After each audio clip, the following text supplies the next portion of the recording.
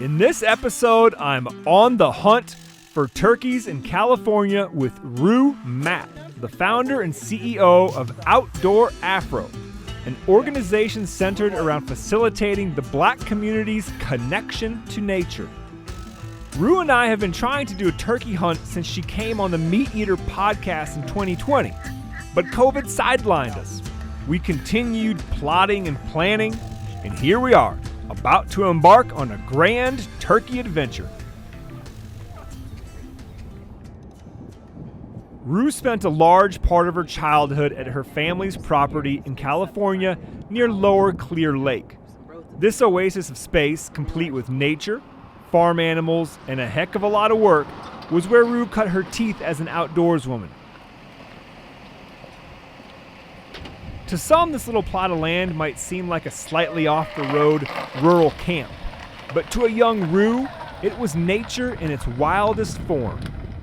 It's crazy to think about places that you've been going to or coming to for like 30, 40 years. My whole life, yeah, my whole life. I mean, since I was,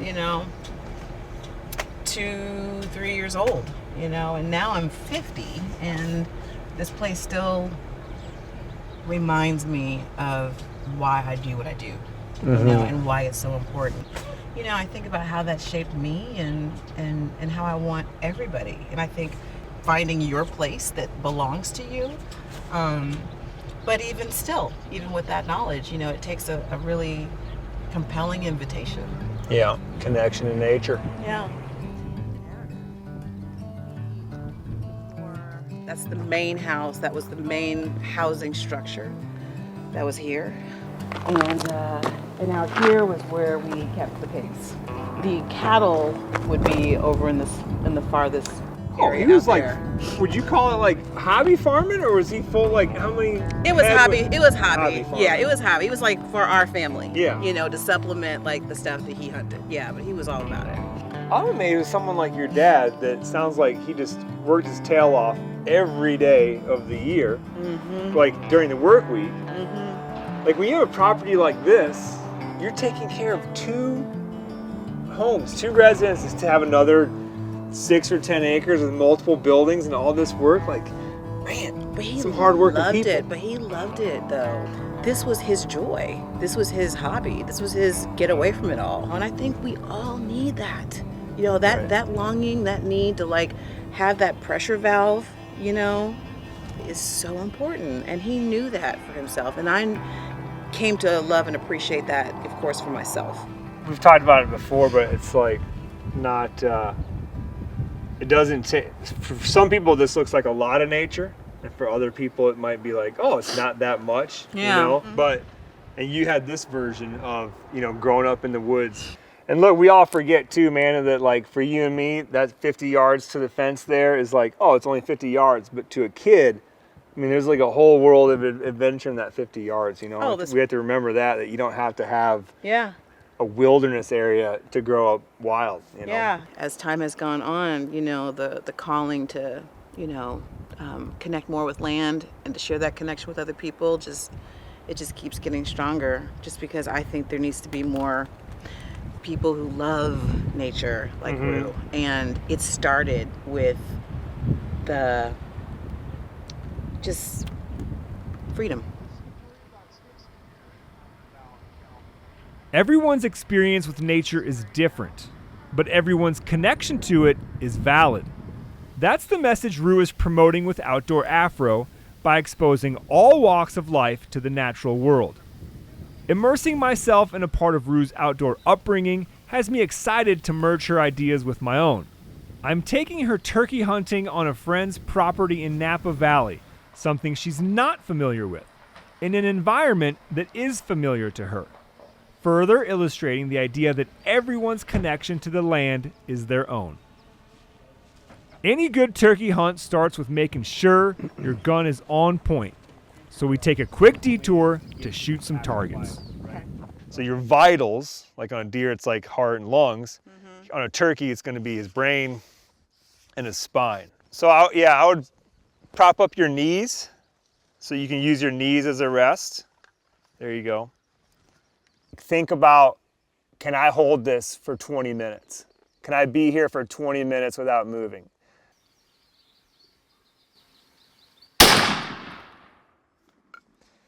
Well, you moved the paper, so we know we're not too far off.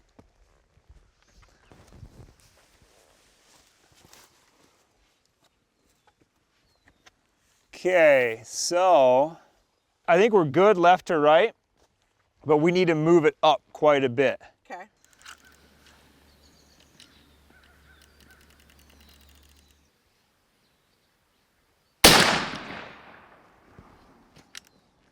I can see it from here.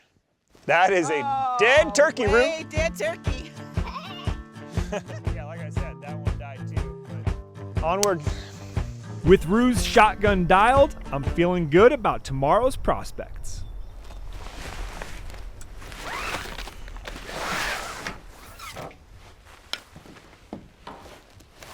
And then just screw that. Well, there you go. There you go. And then just screw that in. How much time to shoot time? Oh, lots. 35 minutes-ish. Okay. They should start gobbling in the next like 5 to 10. Okay. And once they do, then we'll make a move.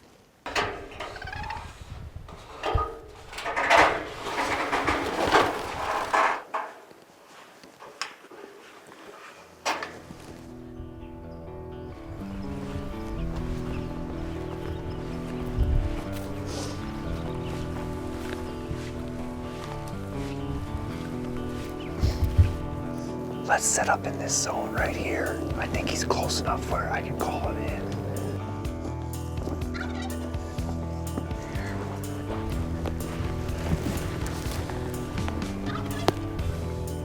We can hear multiple gobblers hammering from the roost. We find a giant pine in a central location to lean against and hide our human outlines. It's hard enough to hide 2 hunters, let alone us and 2 videographers.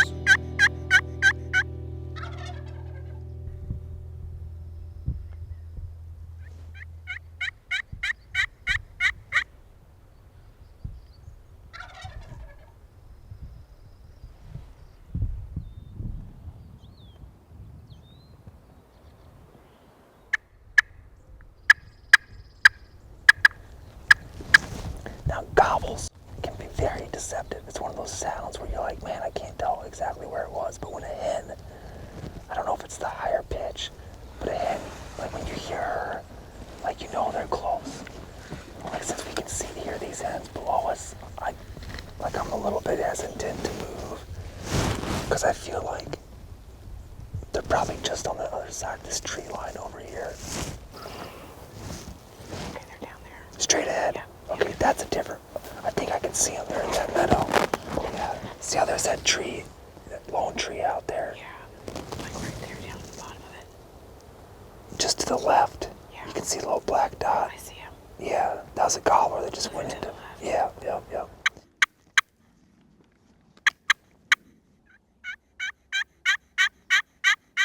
As often happens, the gobbler decides to come from almost directly behind us.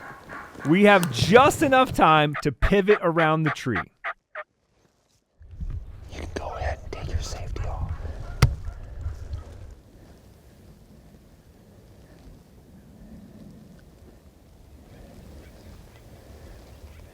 Do you see the gobbler? He's like 5 yards to the left of the hen, down the hill.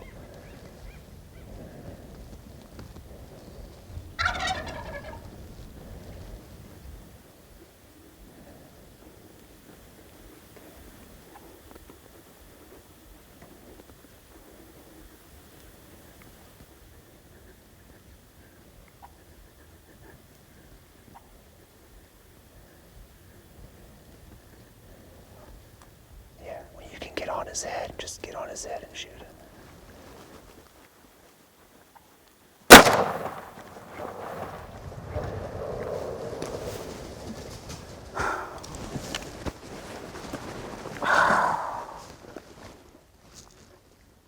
Yes, Rue! How did that feel? Holy moly! I might have to go finish him. No, he's dead. He's dead. He's dead. Oh, no. Let me run it. Okay, my safety's on. No, don't do that.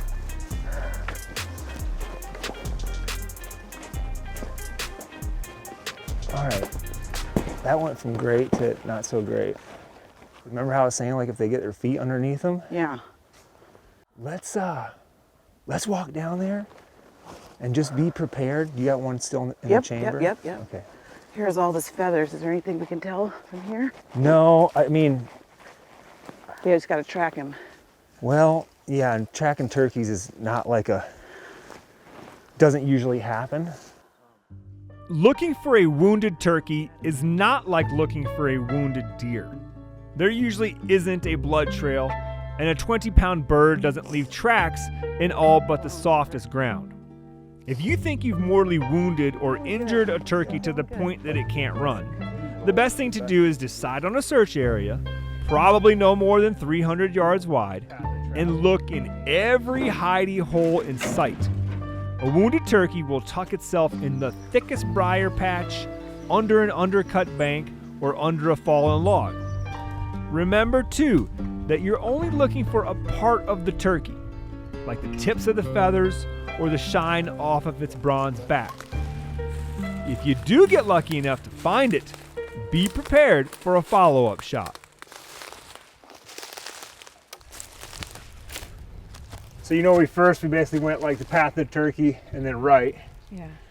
I went through there, I turned around to come back, and as I'm coming back, one squirts out of somewhere in the barn fence area and just takes off up the hill. I run after it. It looks like a perfectly healthy turkey. Now I know it looks like Rue absolutely smashed this turkey, but she didn't. At 15 yards, the pattern coming out of an extra full choke is only inches wide. Imagine all of your shot packed into the width of a baseball. Closer is not always better.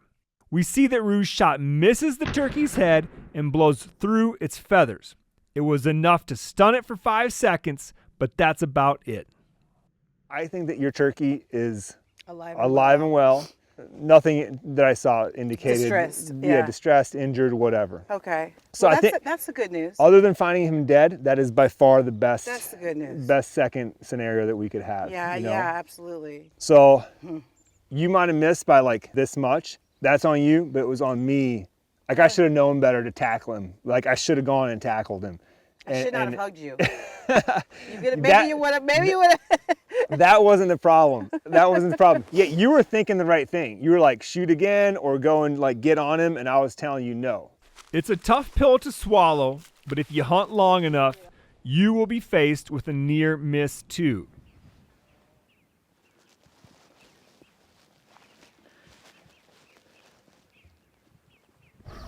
That's pretty close, like, but he kept going. With good action yesterday, I decided to start off at the same spot and work the same birds today. But the birds have now been educated and give my calling and my decoys a wide berth. After the morning hunt, we start our midday turkey tour in hopes of getting a lonely gobbler fired up.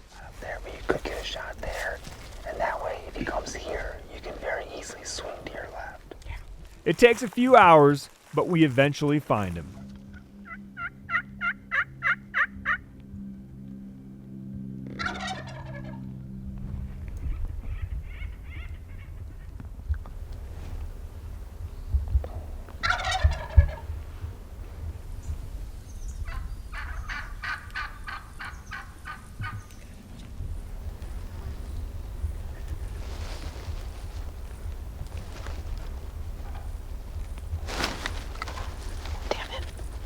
Safety, it's not working. It's not chambered. Push your bow forward. Damn it.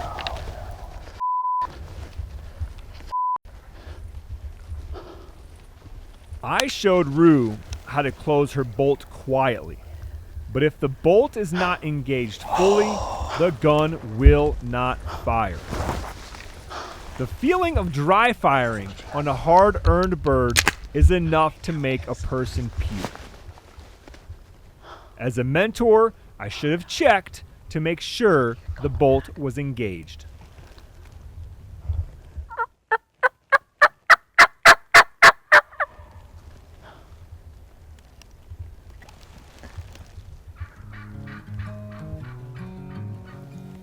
Sound like he's fading away. Yeah. Did you do everything the same as last time? Yeah, it just wasn't chambered. Yeah. There's nothing worse when your gun goes click. He was right here. He shot himself right here. Yeah. Like he was under there. He was right underneath that.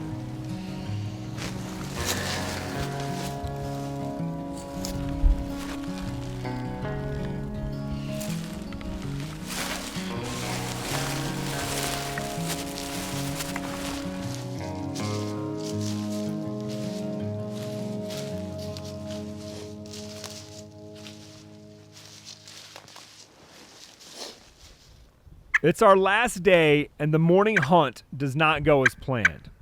One gobbler skirts us at 200 yards, and the woods go quiet.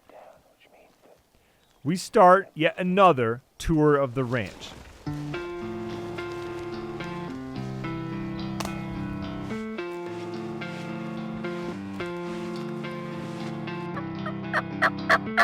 I'm feeling the pressure. Rue has worked hard this week, but the turkey gods have not been favorable to her. We need a hot midday gobbler. Wish I could gobble again. Oh my God. That was like right behind us. Yeah, we need to go. Grab your gun and go down there.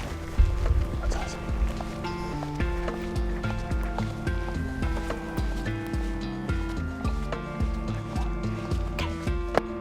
We finally strike a bird. The closest spot to hide 4 people is an old water tank.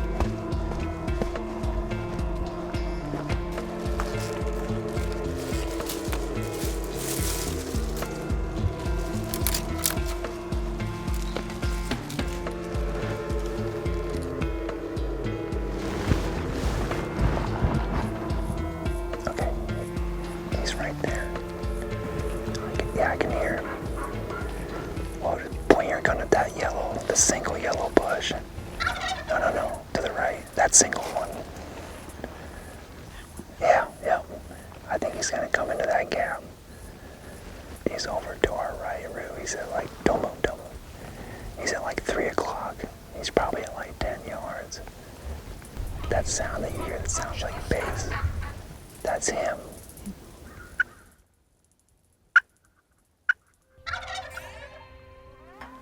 He kind of went back to the left, so maybe he'll come out here. I cannot believe it. The gobbler stays just out of sight and gets literally on the backside of the water tank. We listen to him drum and spit for 10 minutes, and then he gradually fades away. You can't go kill him. We just gotta get up on that knob. Okay. We let him get a comfortable distance away and then pursue in hopes of catching up to him in a better scenario for a shot. Because he's moved up here. Rue, if you can, sneak, go around this tree. We'll try to get you on the front side of this tree, but he's close. Right against the tree.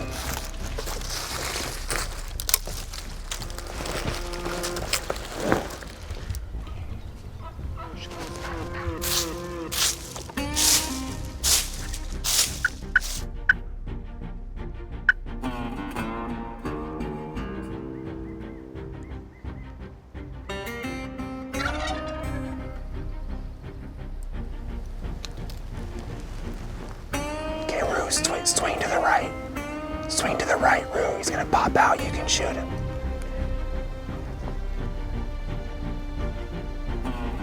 Go to the right. Keep going. He's right there. Shoot through that bush and kill him.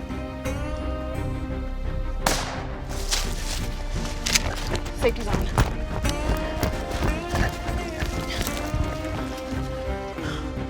Oh, Lordy.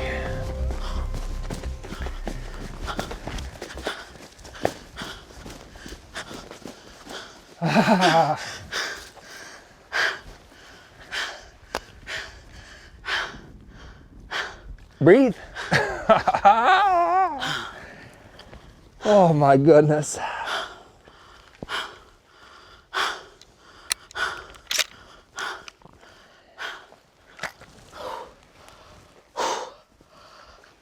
That has been one hell of a turkey hunt. Hey, Guy. I don't have to be doing this, but since what we've gone through. No, I just want to, a moment of thanks. Oh, A moment of thanks. have at it. Enjoy them. Yeah. I don't trust him though. Yeah. Yeah, you shouldn't. I need you to be all the way still. I'll block his escape route. Oh, thank you. Thank you, beautiful creature, for saying yes to me today. It wasn't easy, but it was worth it. Thank you, Janis. Thank you for It was my pleasure. being the midwife for this new baby. I prefer doula. Doula. I'll take doula. Turkey doula. Turkey doula. He got away, like he got down here and how He almost had 9 lives. Yeah. I mean, he literally was 10 or 15 yards of us Yeah. half an hour ago. And then here, could you see him when I was like talking to you? I saw him up here. When he was up on the hill. Well, I had like kind of a wider vision to kind of see everything, but I was expecting him to pop out there. So had you not told me, No, listen, I'm looking at like a full-size turkey. I'm like, you're like, if you don't shoot that. Rue, he's right there. I'm like, how come you shot him yet? Well, as soon as you said that, then I was like, okay, you're mine now. Thank you. Thank you. Gorgeous. Just so gorgeous. I gotta take a picture. You know I gotta take a picture. Oh, we're gonna take 100 pictures. Oh boy. Oh my gosh. Hug me up, my friend, hug me up. Cause that was, yeah. Good work, man. Well, I mean. You know, I can tell you one thing. You're a completely different turkey hunter today than you were on, what's today? Thursday? I think we started on Monday. Yeah. Cause like we got in there, you set up, you're like, okay, he's gonna come from there. When you saw him up there, you moved, you know? Yeah, this was like. You're like, it's in your head. You know? Yeah. No. But. He just gobbled it. Whoop. Whoop, there it is. Whoop, there it is.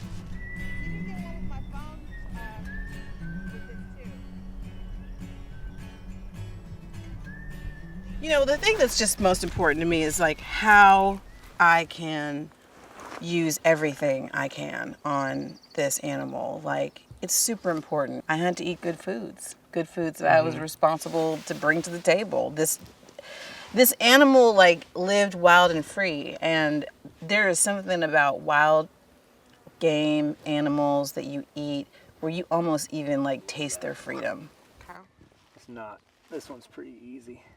I walk Rue through gutting the bird. Okay. We hang it from a limb to let the blood drain and start the cooling process while we enjoy the shade of this giant oak. Whew, what a week. What a week. You think you're gonna do it again? Oh yeah, I'm gonna do it again. Yeah. It was just altogether like so much learning, but like a lot of like just peace too, you know? Well, yeah, thanks for doing it with me. No. I'm super appreciative that you are making the outdoors, you know, a more comfortable and inviting space for, you know, so many different people. And then also you're changing the uniform I try. Of hunting in the outdoors. I try. That's a big part of it too. It's like, you know, you can bring your whole self into the outdoors, and you can bring your whole self into hunting. I mean, obviously, you know, we have to stay camouflaged enough so that we're not detectable, you know, so there's some limits, right? Yeah. But there's also ways that you can still keep the parts of you that matter. And I do wear lipstick, as you see. Like, I get up in the morning and I put on lipstick and I go hunting in lipstick. And that's just what I do. And I hope that people can see those types of choices as choices that they might make, so that they can feel like, oh, I don't have to wear all the uniform. I don't have to give up all the elements that make me me in order to participate in this. So thank you. I mean, I couldn't have gotten this experience in this way without you. Let it be our bird, okay? And I will share my recipes, pictures of the delicious meals that we make, and if there's a totem that can come out of this that I can share with you, I would do it, because you're right, you know. And that's what hunting's all about. It's about community. Like this turkey, the life of this turkey is like one moment, but like the stories of this week are gonna be forever. We have a new and passionate hunter in our ranks with Rue. I was able to share with Rue my love for hunting the wild turkey, and in turn, I hope she will take this experience and share it with her community. Rue will talk to thousands of people that I might never interact with about the joys of hunting the wild turkey. As a hunter trying to share the experience that shaped my life, the reach this gives the hunting lifestyle is exponential and the impact invaluable.